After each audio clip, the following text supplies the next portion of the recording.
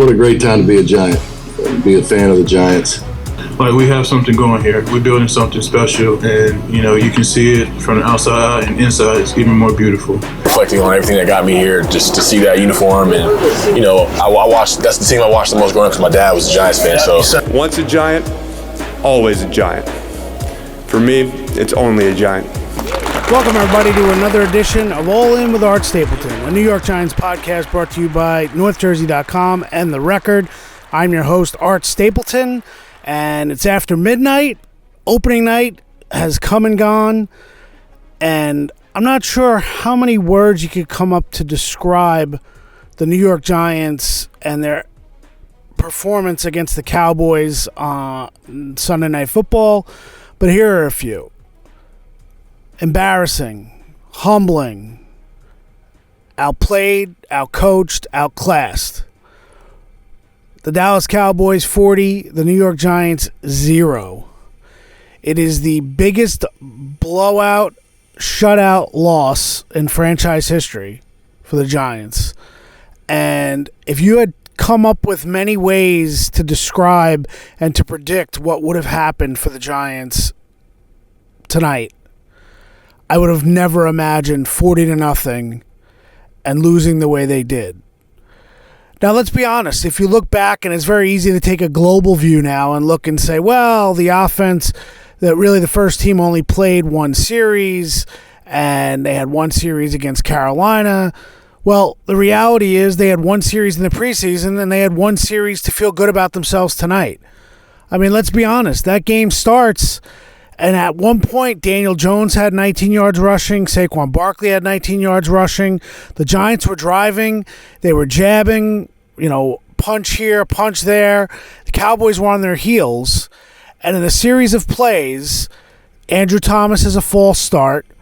Then John Michael Schmitz skips the snap that goes past Daniel Jones. And then the blocked field goal. That's not only a blocked field goal, but Andrew Thomas gets hurt on the return, hurts his hamstring, and the Cowboys end up scoring a touchdown on it. Now, it was only 6 points instead of 7 because the Cowboys missed the PAT, but ultimately, after that play, it's almost like, it was an avalanche. Like Darren Waller used that word, avalanche, after the game. That when things start working against you, you start pressing, and then things start getting worse and worse and worse. And it's true. All of the little things that Brian Daboll preaches with this team, all of the things to keep fighting, to be there, this was as humbling a performance as any performance they've had.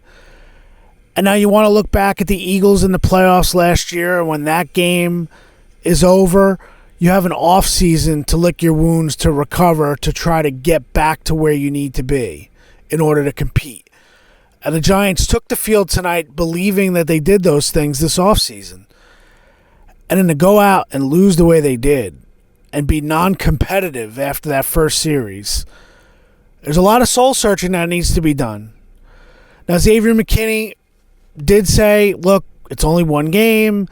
By the time we get to week 10, we think we're going to be a different team. We'll see where that is. We know what we have in this locker room. At some point this week when Brian Daboll was talking about this performance, or at least what performance he expected from this team, there was this idea of unknowns. What were the unknowns? And I asked Brian Daboll, do you feel like you know what to expect from your team? And he said yes. He said, but there are things about this team that we're going to find out. Last year in the season opener at halftime, the Giants were down. And Joe Shane has said he wasn't sure what team was going to come out in the second half. And the Giants showed moxie, they showed fight, they showed resiliency. They came back and they won that game. We know all about Daboll's 2-point conversion gamble, Saquon fighting into the end zone, and then they get a little lucky with Tennessee missing the field goal. And they win that game, and that game essentially set a tone for the entire season. Good and bad, we knew what you were going to get from the Giants. Well, tonight, you got to hope that it doesn't set the tone for the remainder of the season. I mean, the only game that I could think of since I've been on the beat that have been close to this, I can go back to when the Rams came here in Sean McVay's first season, put up 51, I believe it was, on the Giants. That was a completely non-competitive game, and they ran it up. I think that was in 2017, if I'm not mistaken. And then off the top of my head, when the Giants had the back-to-back in 2012, when they lost in Atlanta and in Baltimore. Now, Baltimore goes on and wins the Super Bowl that year, but at the time, people didn't view the Ravens the same way. That's the only other games that I can think of in which you thought the Giants were going to compete going into this game, and look at the way things turned out. Now, I'm not ready to start making statements about what comes out on social media and the emotions of the game. It's the Daniel Jones is overpaid, and maybe Daboll's not a good coach, and the offensive line stinks, and where's the defensive players to make plays? Look, they got outplayed. They got dominated tonight, and it's very concerning. It's concerning because you expected this group to make a jump, competitive-wise, but you also thought that they had the talent to compete in certain areas. And after one game, it makes you question what you have. Now, it doesn't mean the season's over. And it doesn't mean that the Giants can't find themselves and move on and get better and then see where they are in the beginning, in the middle of the season, and then the end of the season. But to come out the way they did tonight, if I'm Brian Daboll and his coaching staff, I'm walking in tomorrow, I have to see how this team is going to react. I need to see the pulse of this team. Because for all the times we hear about this isn't the same team as last year, this isn't the same team, it's not the same season. Well, guess what? It's not the same season. And everything that they taught us last year about who they were doesn't matter right now. What matters is that they need to show something this week. Now, I don't know if they went into practice thinking that they had it all figured out, but this is the scene I take out of tonight's game. And it's not Daniel Jones, although I'm not really sure. I know Brian Daboll said they wanted to keep Jones in because they wanted to get something positive, some momentum late in the game. I think in that situation, you got to take Daniel Jones out of the game. You're risking an injury. I disagree with him in that situation. I think it's fortunate that he doesn't get hurt, but I know what he's trying to do. But in that situation, you got to take Jones off the field and just kind of raise the white flag and say, okay, we're done here. Your team was done. They were done. I mean, you see some of them the way there were blocks on the second touchdown by Tony Pollard, the touchdown that they ended up scoring, with the wide receiver basically taking in the end zone, Turbin. I just think that, they need to regroup. And there are times where you just kind of say, okay, we're regrouping and we're going to get ready for next week. You've got 2 games in 5 days in Arizona and San Francisco on the road. You're staying out on the West Coast. There's a lot of soul searching, I use that word again, that's going to take place for the Giants. And I think we're going to find out who this team is and what this team is all about. Because right now, what they're all about is 40-0. They got skunked, to use Brian Daboll's words. And that goes from the top on down. Everything that they were able to do tonight, or they weren't able to do tonight, it's fair to question everything. It really is. And I think Brian Daboll should be questioning everything. What have they done? What did they do? Did they take it too easy in the summer? Were they more concerned about injuries in the summer, and then all of a sudden, with 3 days to go before the start of the season, one of the players that you were trying to protect from injuries feels it in his hamstring, and Darren Waller.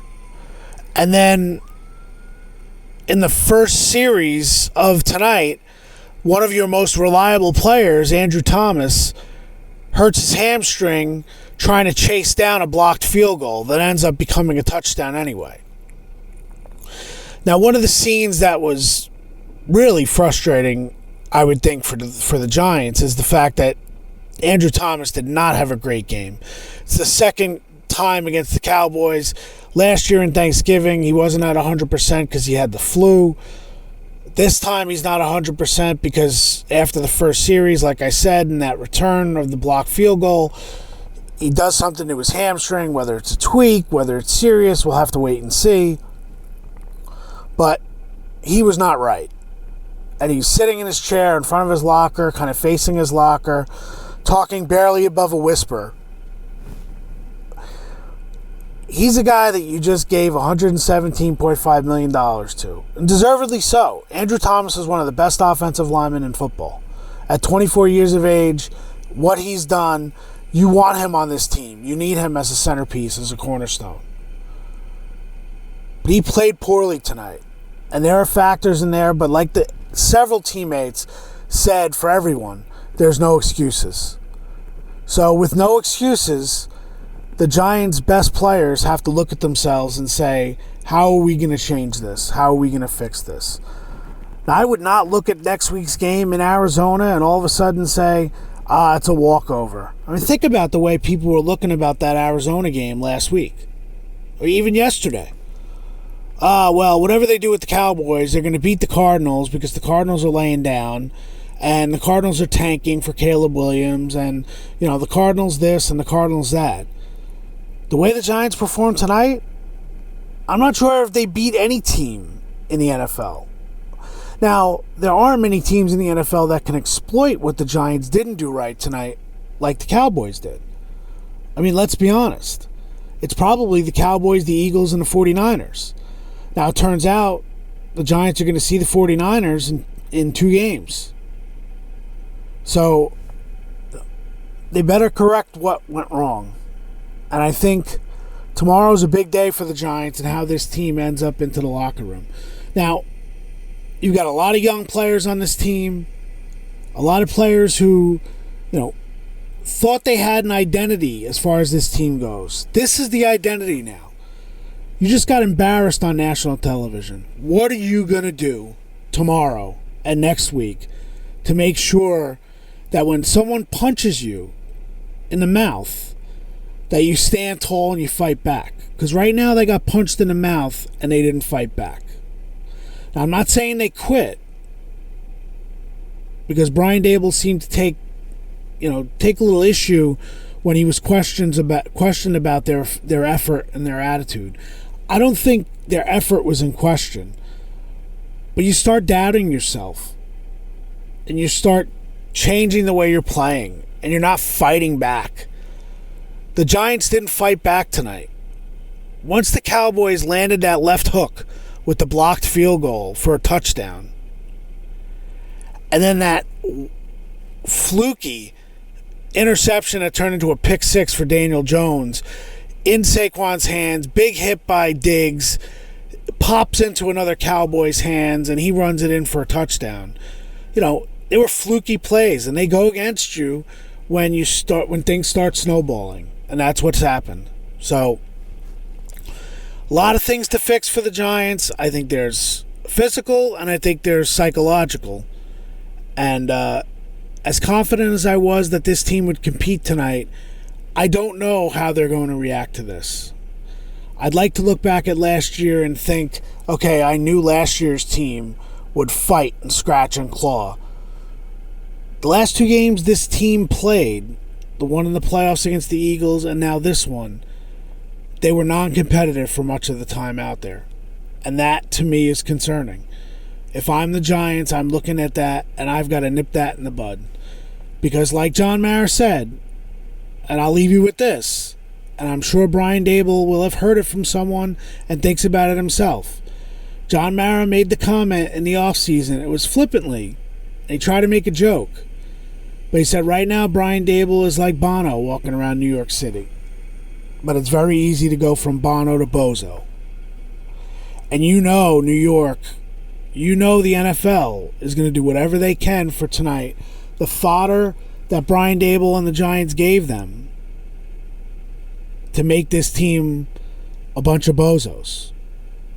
And that's the reality that the Giants are working off of now, is that they're going to be viewed as a laughingstock again. All the work, all the energy, all the effort that they put in last season, and then this summer, they're right back where they were when teams were doubting them and how good they could be. The biggest question now is, do the Giants doubt themselves? And that's going to be answered over the next week or so, because this team is going to be tested in Arizona, staying out there, and then going to San Francisco again in prime time. San Francisco, who, by the way, other than the Cowboys, had the best performance of opening weekend in going into Pittsburgh and throttling the Steelers.